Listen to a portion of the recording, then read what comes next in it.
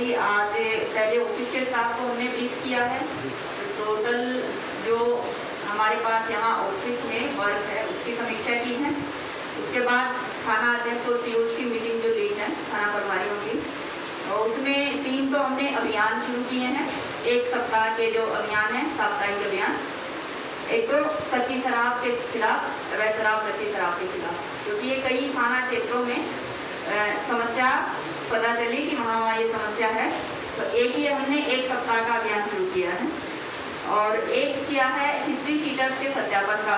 तो हर थाना क्षेत्र में जितने हिस्ट्री शीटर ऑलरेडी हैं उनका 1 वीक के अंदर हम सबका सत्यापन करा देंगे कि कौन अपराध में इन्वॉल्व है, कौन जो है निष्क्रिय है, कौन जो सक्रिय है, उनके खिलाफ से कार्रवाई की जाएगी। और एक हमने गैंग पंजीकरण का अभियान शुरू किया है, ताकि जो गैंग बनाकर अपराध करते हैं क्रिमिनल्स, उनके लिए एक विशेष हम निगरानी की व्यवस्था कर सकें। तो उसका क्राइम कंट्रोल में एक इम्पैक्ट बनाकर काम करने हेतु सबको निर्देशित किया गया है।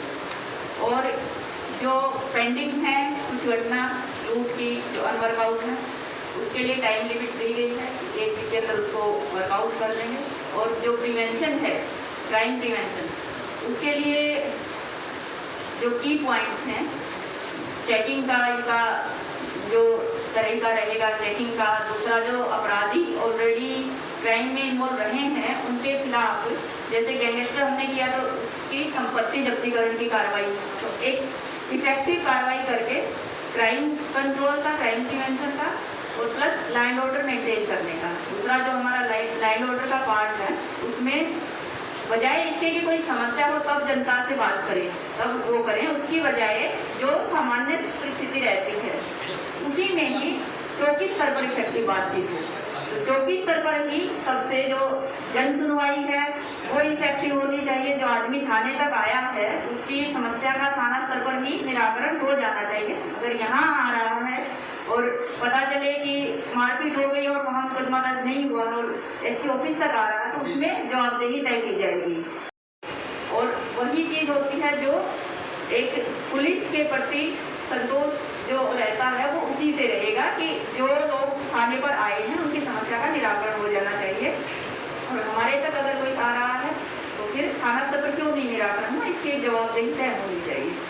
और दूसरा, जो आम जनमानस है उससे साप्ताहिक मीटिंग जरूर कहीं ना कहीं, जैसे चौकी स्तर पर है तो सोशल डिस्टेंसिंग का ध्यान रखते हुए पहले चौकी स्तर पर हो, थाना स्तर पर हो, तो 15 दिन में थाना स्तर पर कुछ ना कुछ, जैसे किसी एक संगठन की एक बार तय कर लिया। उसके बाद जो हमारे चिन्हित ग्रुप होते हैं, जो सीनियर सिटीजन्स हैं, उनकी समस्याओं के लिए, महिला और बाल अपराध जो है उनसे संबंधित जो चीज़ें हैं वो डिस्कस करने के लिए, तो समय रहते ही सबके साथ संवाद स्थापित करके अपने निष्पादन को बेहतर बनाने के लिए सबको ब्रीफ कर दिया गया है।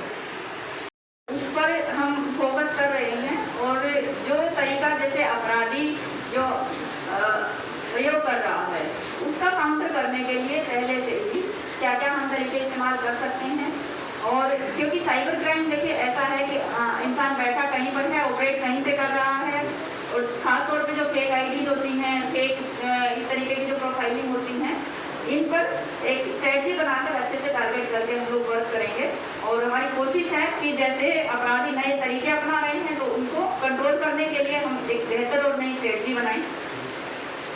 छोटी से छोटी समस्या है, अब उसको उसी स्तर पर उसका निराकरण किया जाए। जैसे अगर घरेलू हिंसा की ही है, कोई महिला मारपीट की समस्या लेकर थाने पर आई, उसी पर प्रभावी कार्रवाई हो, बजाय इसके कि वो मामला बढ़ते बढ़ते किसी और बड़े मुकदमे की तरफ जाए।